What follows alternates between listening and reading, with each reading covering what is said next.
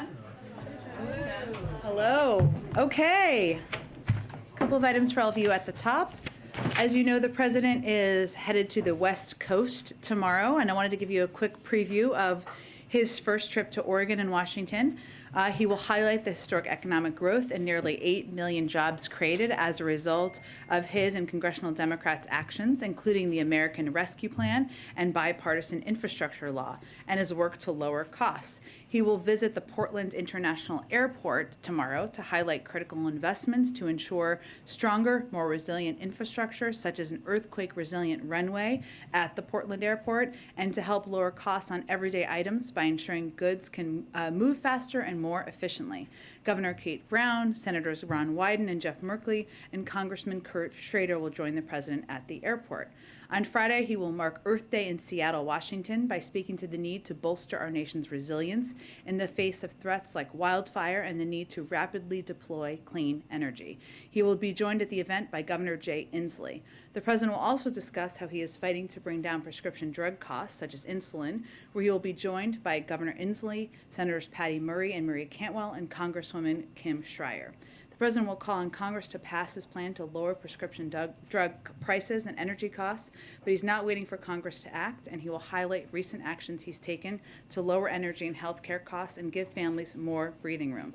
Those actions from just the last few weeks include a historic release from the Strategic Petroleum Reserve, extending the use of E15 gasoline, taking 100 actions this year that would save families more than $100 annually on their utility bills, finalizing standards for cars and trucks that will allow drivers to travel further on every gallon of fuel, fixing the family glitch in the ACA, reducing the burden of medical debt, freezing student loan payments through August, and helping 3.6 million student loan borrowers move closer to debt forgiveness. Also wanted to note on that front, yesterday you may have seen, as part of the administration's historic commitment to support student loan borrowers and get borrowers the relief they are eligible for, the Department of Education announced changes that will move more than 3.6 million borrowers closer to student debt forgiveness, make 40,000 borrowers eligible for the immediate discharge of their loans under the Public Service Loan Forgiveness Program, provide immediate relief to thousands of borrowers in income-driven repayment plans. We're delivering this relief to borrowers by fixing long-standing failures in the Income-Driven Repayment Program, or IDR as it's often known. Income-driven repayment is one of the best options for borrowers who they have towards tackling their student loan debt. For too long, the system for tracking payments has been broken, and there were significant flaws that suggested borrowers who were entitled to forgiveness were missing out on their progress toward debt forgiveness. So these steps include making sure that any months in which borrowers made payments will count toward IDR forgiveness, regardless of the repayment plan, and any borrower who has made the required number of payments for IDR forgiveness based on this payment count revision will receive loan cancellation automatically. Additionally, we know that in the past, loan servicers placed borrowers who were struggling to manage repayment into forbearances without giving them adequate information about alternatives. And that meant in forbearance, while no payments were due, interest continued to accrue and borrowers did not get credit toward IDR forgiveness. This is often not the best option for borrowers, particularly when they would be eligible for an economic hardship deferment or a low or zero payment on an IDR plan. And to make sure that existing borrowers aren't permanently harmed by these failures, the department will apply PSLF and IDR credit for borrowers who ended up in long-term forbearance. Those are forbearances of 12 or more consecutive months or 36 or more total months. So important steps on that front. Last thing I just wanted to note, and you may have seen this, but this morning the Department of Treasury sanctioned TransCapital Bank, a key Russian commercial bank that has offered services to banks globally to evade international sanctions, and more than 40 individuals and entities that are part of a Russian sanctions evasion network led by Russian oligarch Konstantin Malafeyev. We have also imposed sanctions on companies in Russia's virtual currency mining industry that operate vast server farms and provide revenue to the Russian government. And the Department of State imposed visa restrictions on more than 600 individuals in response to human rights abuses by Russia and Belarus. So this is part of our stepped-up effort to crack down on those attempting to evade our unprecedented sanctions. With that, Darlene, why don't you kick us off? Thank you. A couple of questions on masking. The president said yesterday that people should decide for themselves whether to wear masks on airplanes, and wondering whether his comment was intended to signal a shift in thinking in the administration away from mandates toward more personal responsibility. Well, the president was answering the question quite literally, which means right now, as you know, we are not implementing the mask mandate because of the court order, which we disagree with. While he is still abiding by CDC guidance, and we recommend Americans do that across the country, they're still recommending people wear masks on airplanes. On Air Force One, which of course is a federal, not a private plane, we all wore masks on the plane when we traveled to New Hampshire yesterday. But we are not, people are not legally bound to wear masks, so it is a point in time where it is up to people, it is their choice in that regard. And then one other question, actually, on a different topic in the interest of time here today. Yeah. Are you able to confirm reports that the president is replacing the acting ATF director with another gentleman who will also be the acting ATF director until the person he nominated last week is confirmed by the Senate? Yes, so I know there have been reports about this out there, and I will say that the president is making the designation under the Vacancies Reform Act, which of course says that any president and only the president may direct a person who serves in an office for which appointment is required to be made by the president by and with the advice of consent of Senate to perform the functions and duties of the vacant office temporarily. We of course are strongly advocating for and pushing for his eminently qualified nominee to be confirmed and have an ATF confirmed director for the first time in many years, which is something we would be eager to see happen. Thank you. Go ahead. Thanks, Jen. On the long-range missile test today, Putin says that this is meant to provide food for thought for those who threaten Russia. Can you talk us through how the administration is interpreting this and whether you're viewing this as a warning or a threat in any way? We are not. They notified under the START treaty, and so from our perspective, while they provided advance notice of this launch under its new START treaty obligations that it planned to test this missile. The Defense Department said today that we did not deem the test a threat to the United States or its allies, and the timing and the scope of Russia's missile test do not influence our approach to countering Russia's further invasion of Ukraine. So it was noticed through the proper process, and the Department of Defense has spoken to this as well. And on an expected announcement of another round of assistance to Ukraine, could you walk us through any specifics, if you have any, on that when that's happening? And just big picture on this, the U.S. has already given more than $2.5 billion since this war started. How long can the U.S. expect to continue to bankroll so much of this war?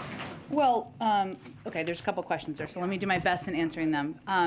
First, we are working, of course, around the clock, as you know, to provide security assistance to Ukraine. And just to give you an example of how that assistance has flowed just in the last few days, and I think I gave an update the other day, but 5 flights with military assistance have arrived in the region over the last few days. More than half a dozen flights from the United States are scheduled to land in the region shortly with additional equipment. And as we look at providing this assistance, which I know I'll go back to the first part of your question, of course, but what we've tried to do, we made a strategic decision given we've seen Russia reposition their troops and their military to the eastern part of Ukraine to fight a different kind of war on the ground, which will be more, kind of shooting back and forth through long range. And so we have been working with the Ukrainians and the Ukrainian military to determine exactly the kind of security assistance they need for this stage in the war. And that has included an increase, as you've seen, in artillery and ammunition and weapons like howitzers and others that can do these are effective in this long-range shooting and long-range fighting that we are seeing or we anticipate will happen in this stage of the war. So we have been expediting this assistance to the ground over the last couple of weeks to ensure they are prepared as this portion of the war is starting. Not because they are using all of it in 7 days, but because we want them to have all of this equipment as quickly as possible as they prepare to fight this war on the ground. In terms of assistance and what we're preparing, or the reports that I know have been out there, I will say I expect we'll have more soon on this, but I have nothing to preview at this point in time. I would note that out of the $3.5 billion in drawdown authority Congress granted for this fiscal year, we have used over $2.4 billion so far to provide Ukraine the military equipment and capabilities they need to defend themselves. So obviously there's more of that approved drawdown assistance that we can provide, and we've been working to expedite and ensure, as I noted, it's meeting exactly the needs they have at this point in the war. Go ahead. A couple quick ones on mask mandate. The DOJ said yesterday that they would decide essentially whether or not to appeal that ruling based on what the CDC says they need or don't need. Is the White House or the cabinet involved in any way in that decision-making process? Well, we are entirely able to and legally able to be a part of the discussion, but right now we of course are deferring to the CDC on what they believe is needed at this moment. They obviously put in place this 2-week extension because they felt they needed that to take a look at the data, given that we've seen a rise in cases.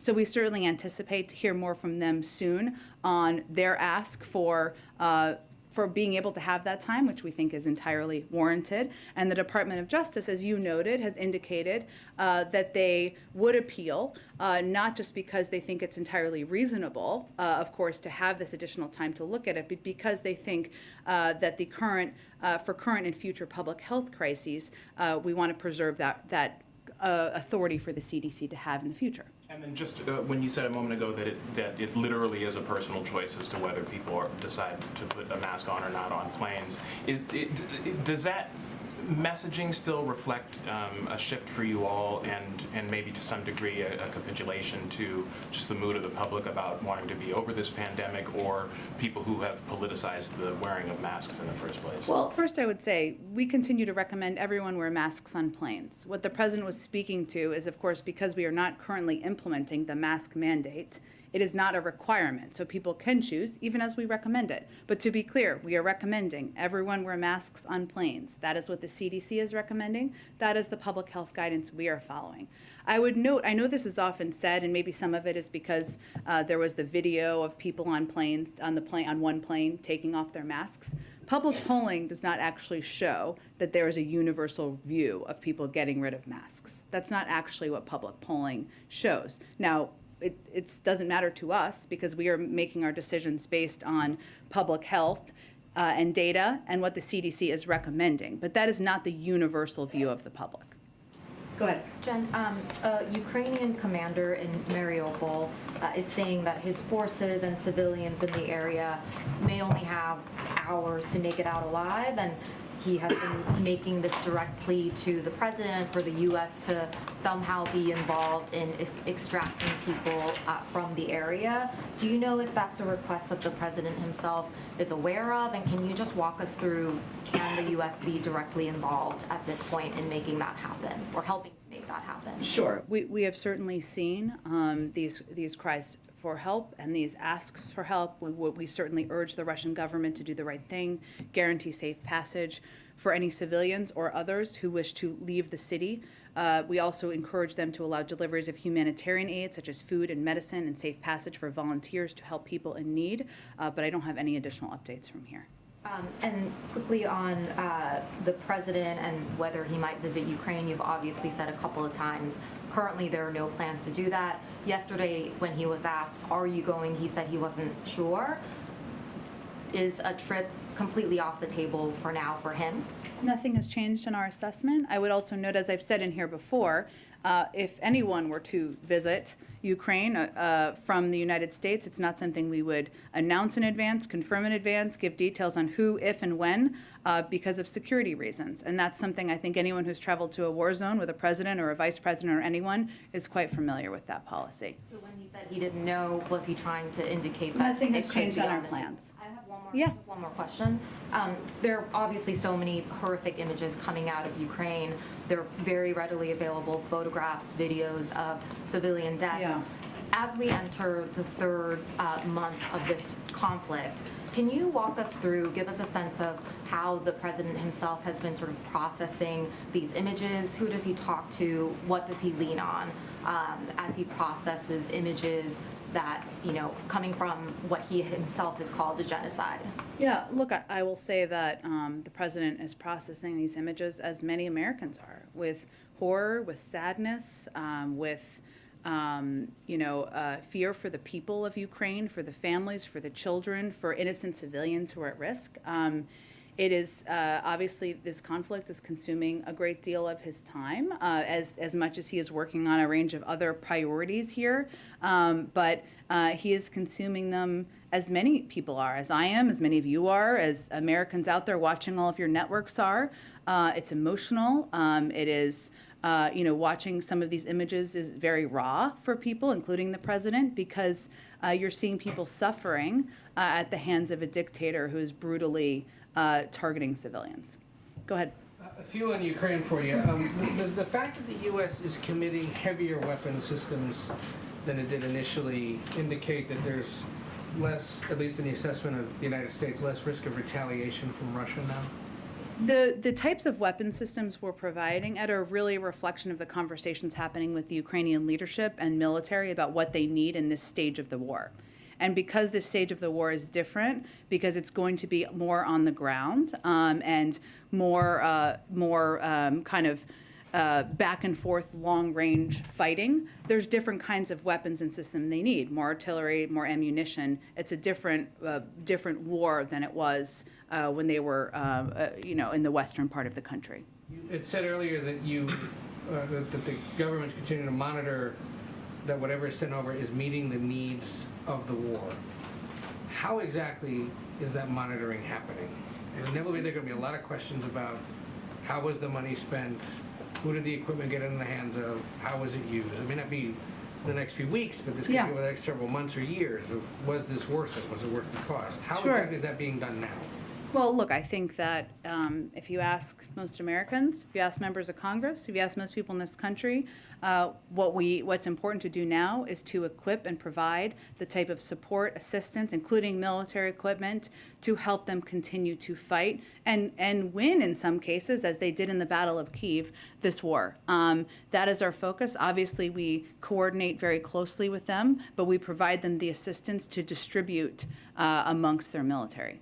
Because there was support in the beginning of the Iraq War and the Afghanistan War, and then there were years spent trying to retrace the spending on all that. I'm not saying that's necessarily going to be the case in this one, but there's no mechanism in place right now, at least. I would point you to the Department of Defense to detail that further, but I would note, obviously, this is different given we don't have U.S. soldiers on the ground.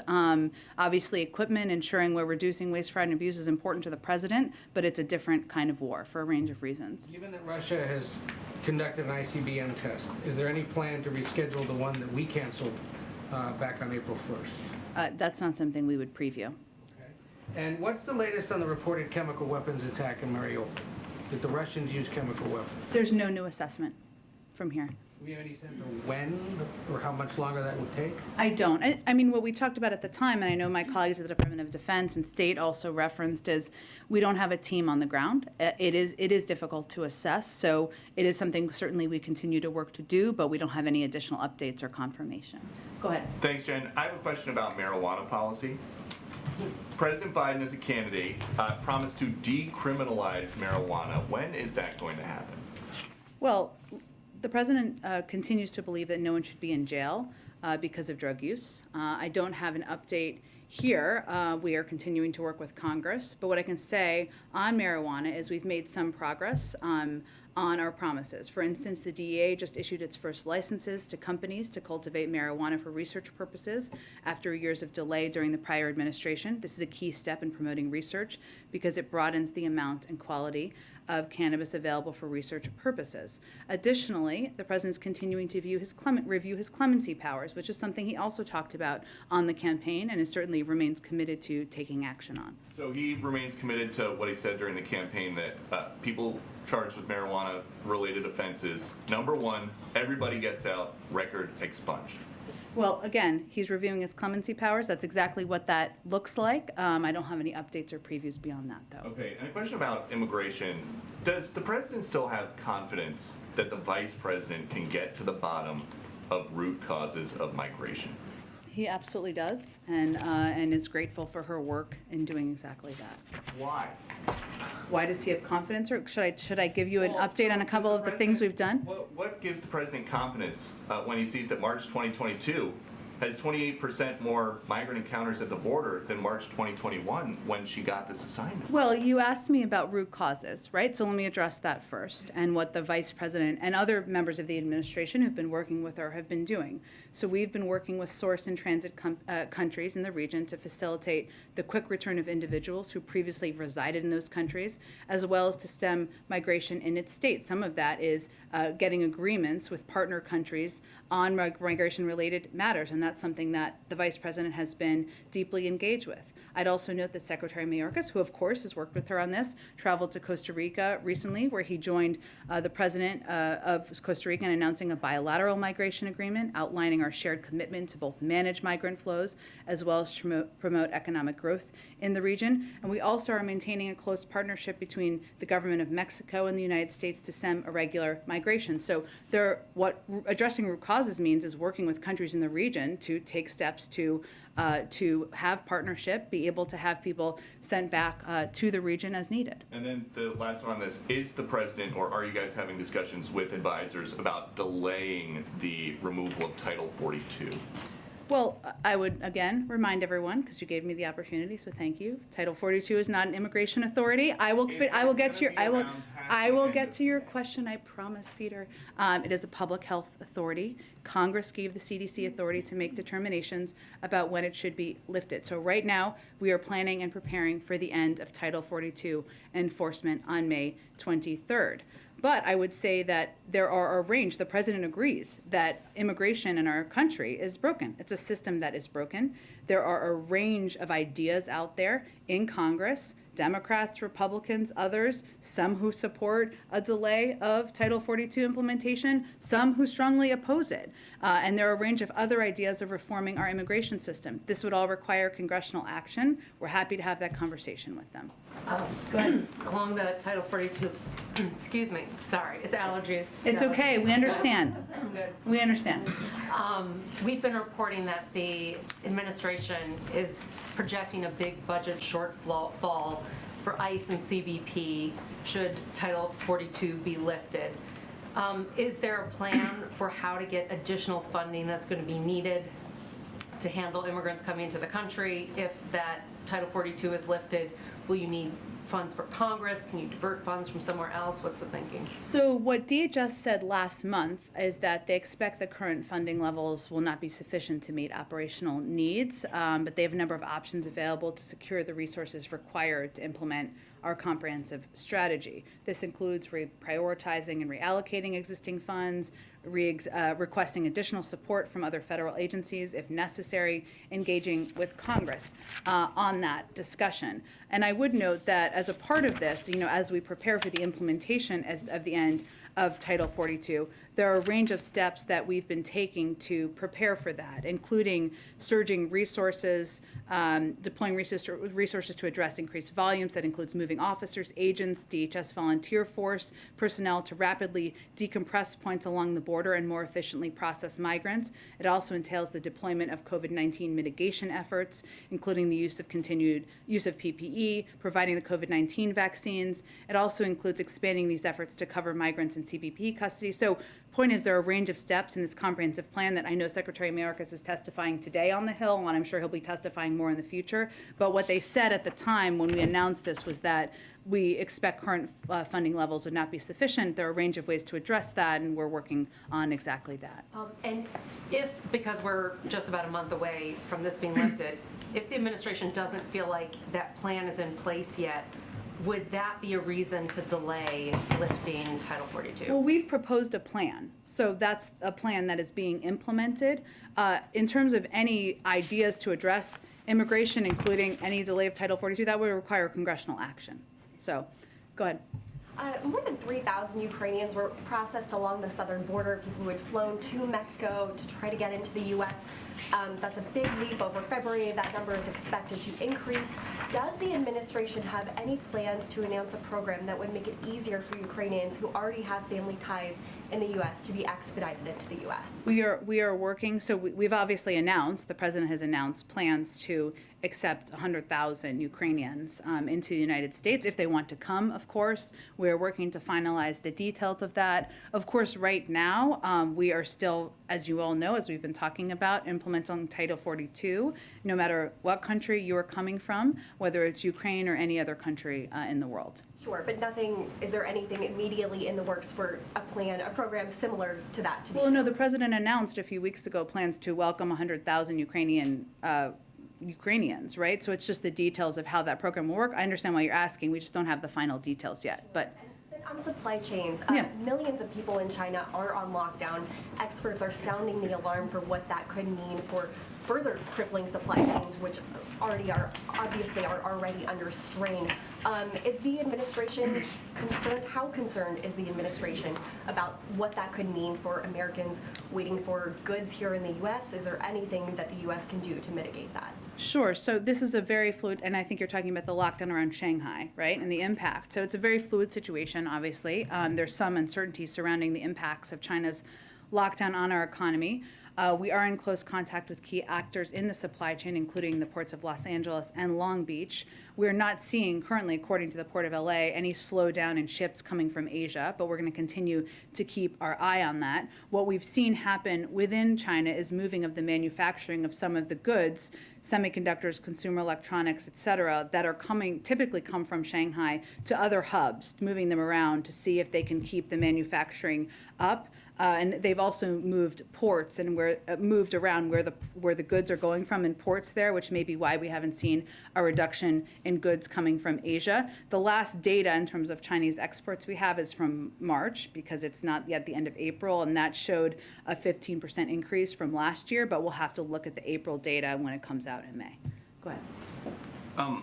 I might be being a little thick, but I still don't quite understand what the administration's position on how you're kind of approaching the mask issue is. So the Justice Department said that they would appeal the decision if the CDC wanted them to. Yeah.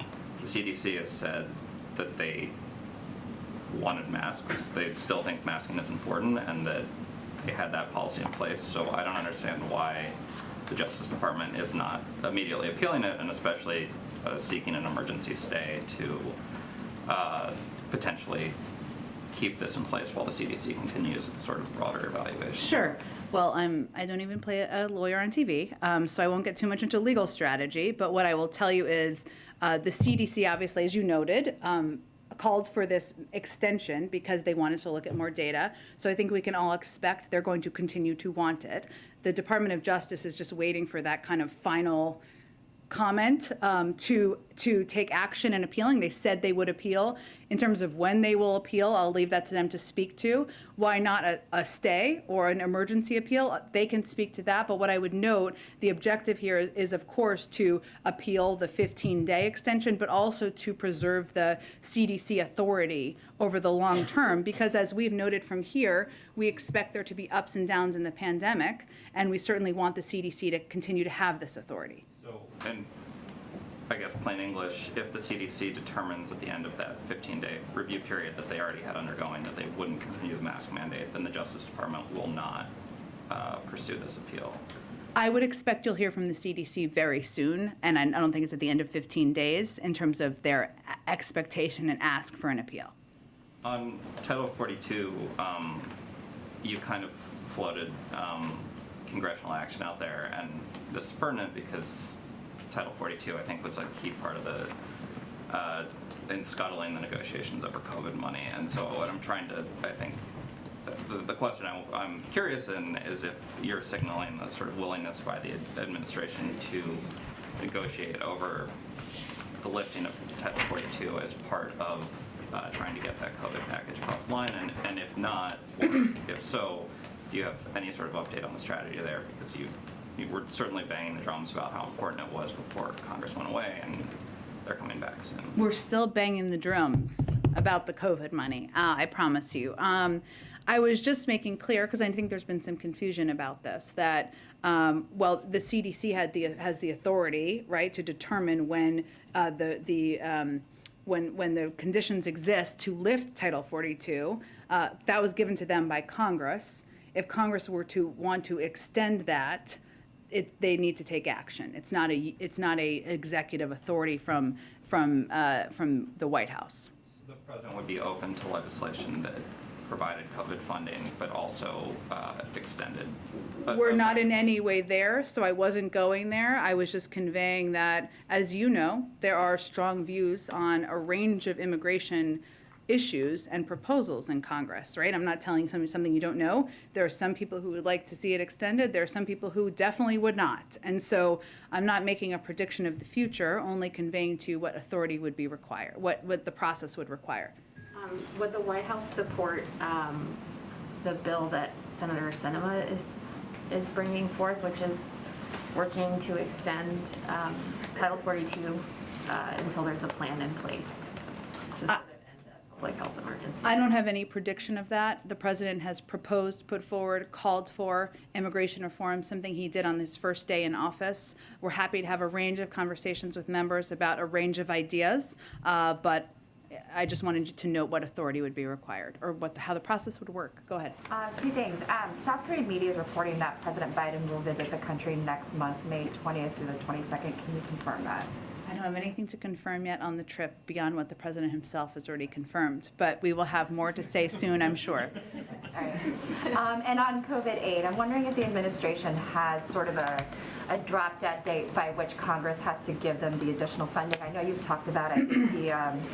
The supply of monoclonal antibodies will run out in May, and the test capacity will ramp down by the end of June. So is June your deadline, or is it much earlier, or is it later if you can repurpose some of the existing money? I would say it's as soon as possible, because we have already had to take steps, right? Like ending our program for the uninsured.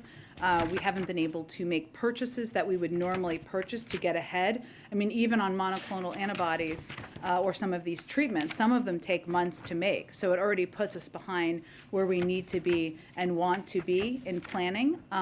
So we don't have a long-term deadline, nor would I punt that out. We want to do it as quickly as possible when they return. Go ahead. Thanks, Jen. Several senators, Democrats and Republican, have called on the president to appoint a coordinator, or a czar, if you will, to oversee the transfer of military equipment from the U.S. to Ukraine. Mm-hmm. What does the administration think of this idea? Do you think it's needed, and is it something that's even being considered?